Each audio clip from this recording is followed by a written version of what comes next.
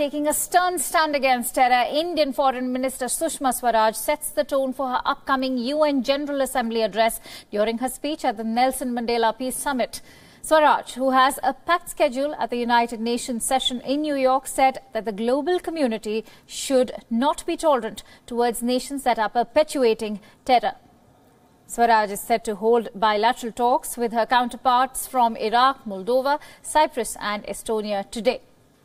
The Indian Foreign Minister will also be meeting the Prime Minister of Fiji. Swaraj will be addressing the general debate on September 29th. Excellencies, our world is still beset with conflicts, terror and hateful ideologies that are transcending borders and impacting our lives. No one should be allowed to support terror or its perpetration. Our collective survival as a global family requires that the wisdom of pioneering leaders such as Mandela should remain as our moral compass. Let us share this planet as one. Let us make a better world for our children. And Wion's principal diplomatic correspondent Siddhant Sibal will be tracking the UN General Assembly session in New York. He is currently stationed in New York. Let's quickly go across to Siddhant. Siddhant, a very good morning to you. What will be the highlights of the opening session at the UNGA today, considering the US President Donald Trump will also be delivering a speech?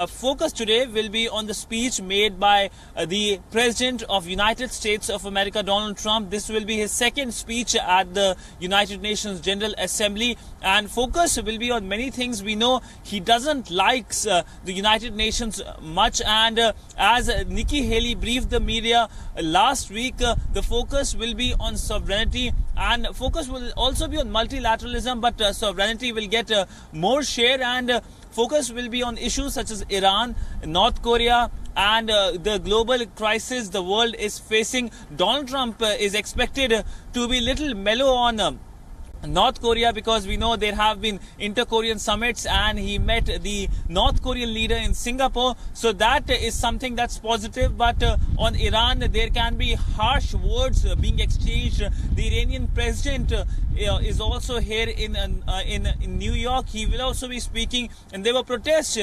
yesterday on Monday in front of his hotel shouting against him. So you can see a lot of shrill and a lot of theatrics at the UN when it comes to world power play, which is going to take place here. Other than that, focus will be on solving issues such as the refugee crisis. We know one of the major concern remains on the refugee crisis which the world is facing today. So that are the things which will be focused today. But of course, Donald Trump's speech, which will happen at approximately 7:30 p.m. Indian Standard Time, will be the main focus of today at the United Nations.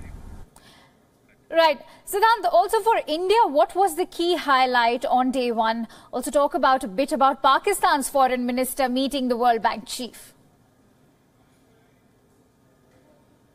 But in Pakistan, it was also the first day of the Foreign Minister of Pakistan, Mr. Qureshi, and he met the World Bank chief here and briefed his country's issues regarding the Indus Water Treaty. That is what he said, and said since his country is a state, a lower riparian state, that impacts his country. So he, of course, briefed his concern. So that was in a nutshell what happened when it comes to both India and Pakistan. Of course, there is no meeting which is going to take place, but all eyes are on 27th of this month at a hotel here, Western Hotel here, where the SAARC informal lunch is going to take place, and that is a place where there can be some sort of at least a handshake. That is what many believe can happen, but given the fact that tensions are quite high between both the countries, that's not likely to happen.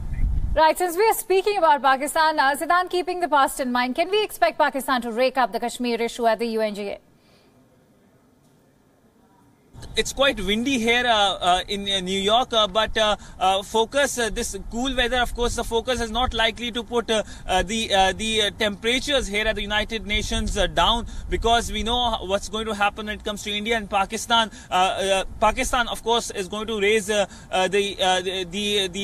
usual rhetoric it usually indulges in, especially on Kashmir, and India has already a strategy set.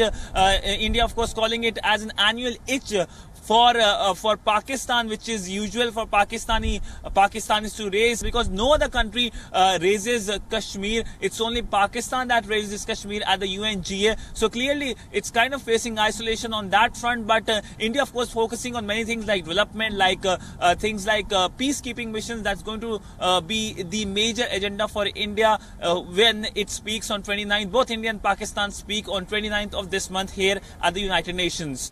Right, certainly a host of issues for India particularly to focus on. Thank you so much, Siddhant, for bringing us all those details. We will continue to track the UN General Assembly address.